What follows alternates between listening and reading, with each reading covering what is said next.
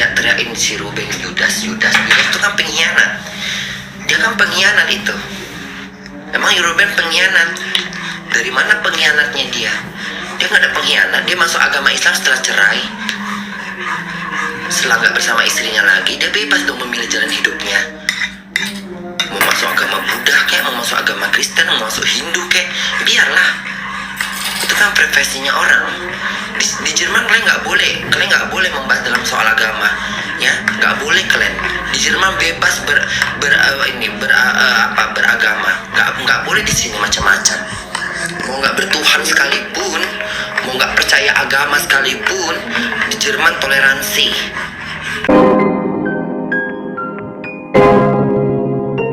Yo guys, balik lagi bersama saya tentunya Uki Kevin. Kita bahas lagi yang lagi viral sekarang guys, yaitu tentang apa? Tentang Jordi Onsu geram Ruben Onsu dijuluki Yudas guys. Yudas itu apa ya? Buat kalian yang tahu Yudas itu apa, tulis di kolom komentar guys. Usai putuskan jadi mualaf. Waduh, ini aku taunya Judas ya. Judas apakah sama ini? Nah, keputusan presenter kondang Ruben Onsu untuk memeluk agama Islam ternyata menuai reaksi beragam dari warganet. Sayangnya, tak sedikit komentar miring yang dialamatkan kepadanya guys. Nah, kita lihat videonya seperti apa guys ya. Tuh lihat videonya guys. Ini seperti ini ya. Ayo, Mak. Waduh, kita lihat lagi. Kenapa ya isi komenannya si Ruben Onsu kayak gini guys?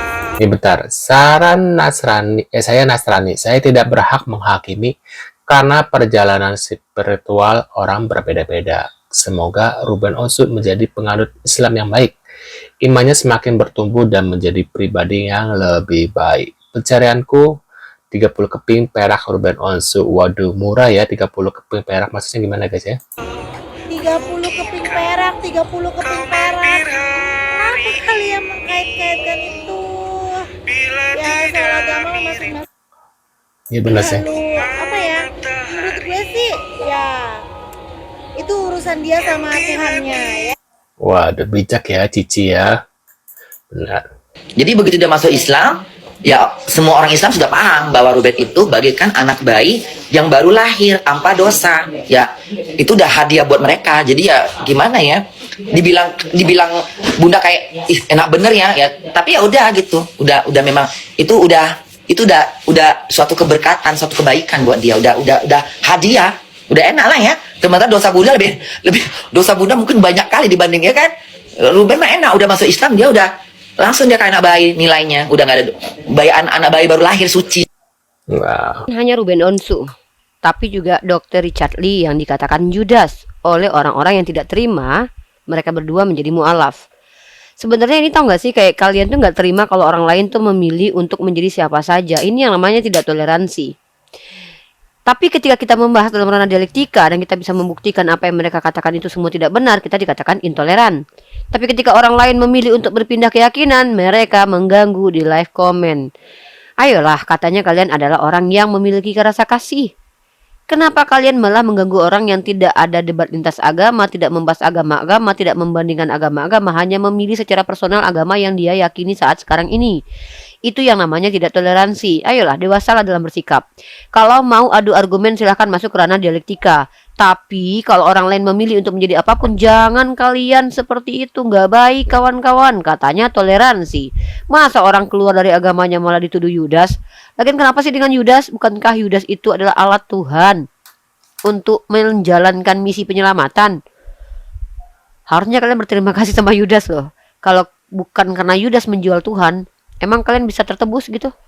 Ada apa sih dengan kalian itu? Netizen-netizen yang tersayang. Kasihan loh mereka cuma jualan. Dan mereka memilih keyakinan mereka karena hak mereka. Sebagai warga negara yang merdeka, bebas memilih agama mana saja. Kalau nggak suka tinggalkan. Kok malah ganggu? Udahlah nggak beli, ganggu lagi. Kasihan banget Dr. Richard sama Ruben Onsu dikatain Judas. Sabar ya Dr. Richard dan Ruben Onsu. bukan cari Yudas. Ya, engkau stop bilang saya Yudas. Stop. Ingat baik-baik bahwa sebenarnya pengorbanan Yudas juga dia lakukan itu karena memang sudah dinubuatkan. Dia kalau tidak ada dia jual Tuhan Yesus. Mungkin kita tidak ada penebusan dosa juga karena itu sudah bagian dari sana. Tapi ya itu firman Tuhan. Fokusnya adalah kau stop untuk samakan beta dengan Yudas. Yudas sudah mati 2000 tahun yang lalu ya. Ya, otak konfanger. Nah, menurut pendapat Kang gimana nih setelah melihat info barusan ya, bahwasanya kenapa Ruben Onsu dikatakan Judas, guys? Waduh, bisa tulis di kolom komentar seperti biasa. Nah, kita lihat lagi ada berita apa Ruben Onsu lagi. dipenuhi sama Yudas Iskariot, Yudas. Bahkan karyawannya yang bantu untuk jualan pun dikatain Dora Iskariot. Ya, Dora Iskariot. seseorang memutuskan untuk meninggalkan Tuhan Yesus itu udah urusan mereka. Biarin aja mereka. Kita nggak punya hak, kita nggak punya kewenangan, bahkan kita nggak ada kewajiban untuk menghakimi mereka yang meninggalkan Tuhan Yesus. Tuhan hakim. Tugas kita hanya doai mereka dan kasihi mereka. That's it. Udah. Jangan biarkan hal seperti ini itu membuat dosa di hati kamu. Udah, kita doakan aja mereka yang terbaik. Let's meet the motive Judas katanya, guys. Netizen meet the motive Judas. Tadi ada gambar Yudas nggak? Aku mau bener ya.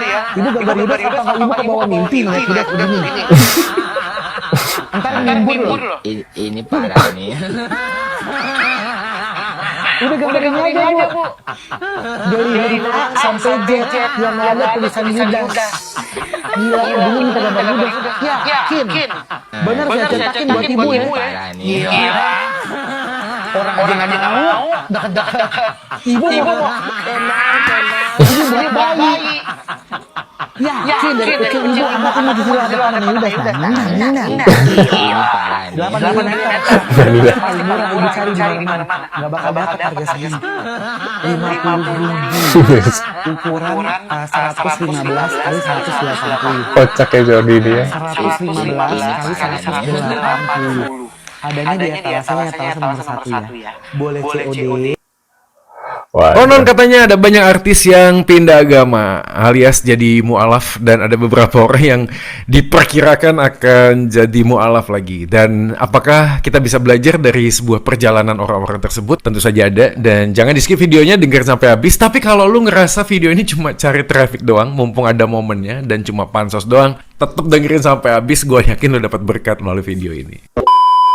Ngomong tentang orang yang pindah agama, sebenarnya ada 3 hal yang gue mau bagiin dengan cepat saja. Yang pertama adalah agama itu terkait dengan tradisi ya. Beberapa orang menganut sebuah agama tertentu karena memang dilahirkan dalam agama A, B, C, D, dan berikutnya. Orang-orang tersebut kemudian bertumbuh dengan sebuah atmosfer budaya tradisi yang tanpa sadar itu diyakini tanpa memahami apa yang dia yakini. Lalu kemudian ada yang kedua, yaitu tentang eksistensialis. Nah, pertanyaan eksistensialis ini terkait dengan apa yang kita yakini di dalam 3 aspek, yaitu kejahatan, penderitaan, dan kematian.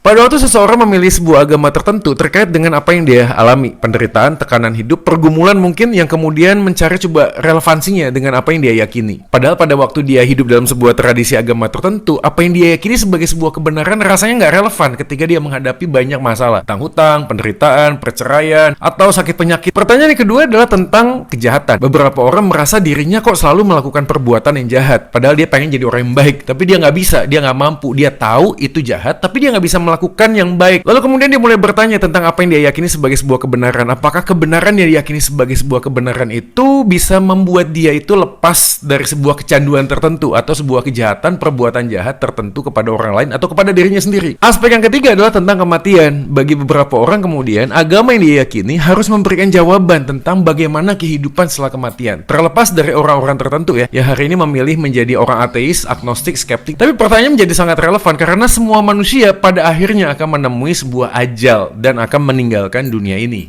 Nah, iya benar juga ya. Ruben masuk Islam, klaim itu repot bener. Biarlah dia masuk Islam. Kan banyak orang masuk Kristen, masuk bermacam agama itu pilihan, hak orang masing-masing. Tidak ada Tuhan mana yang boleh memaksakan untuk masuk ke agama dia. Tidak ada. Tuhan mana? Tuhan mana yang memaksakan untuk masuk ke agama dia? Nggak ada. Waduh, gimana guys? Kalian setuju dengan Bunda Korla? Apakah ada paksaan tentang Ruben Onsu yang mualaf dan dikatakan Yudas, guys. Mungkin kalian bisa tulis di kolom komentarnya pendapatnya.